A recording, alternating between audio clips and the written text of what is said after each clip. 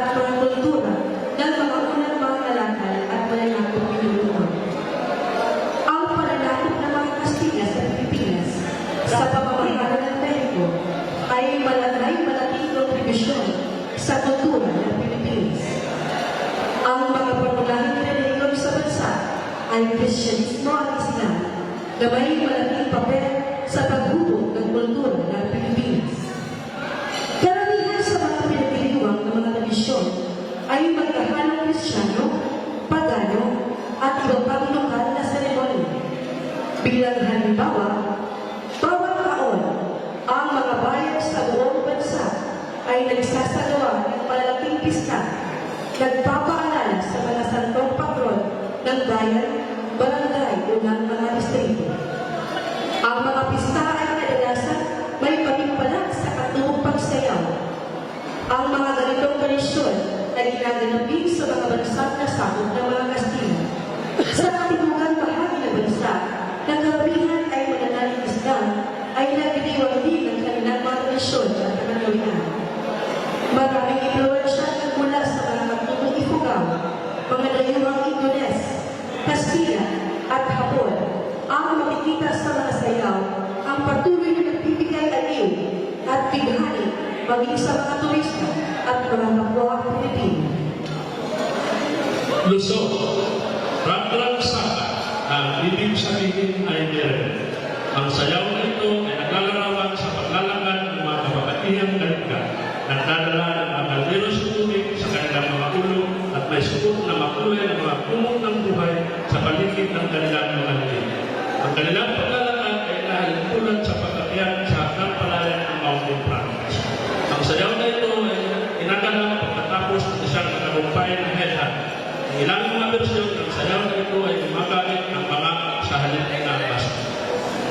Visayas, ang Sigulong Festival ay ginaganap taon-taon sa pangatlong linggo ng Enero bilang pagbibigay pugay sa mapalimanag himahin ng Santo Niño at tumatagal ng 9 na araw.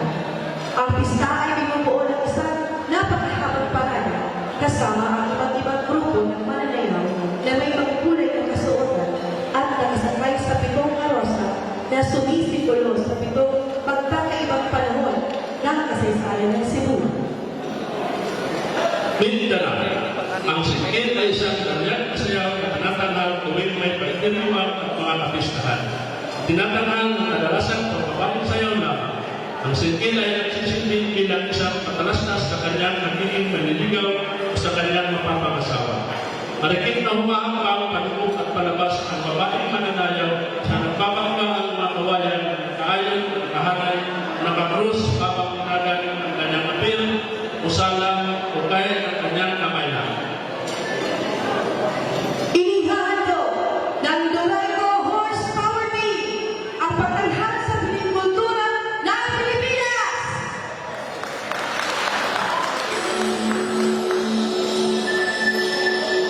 Tanang nakanta ng Pilipinas, ipakita na ang galing ng Pilipino. Tanang nakanta ng Pilipinas, oh,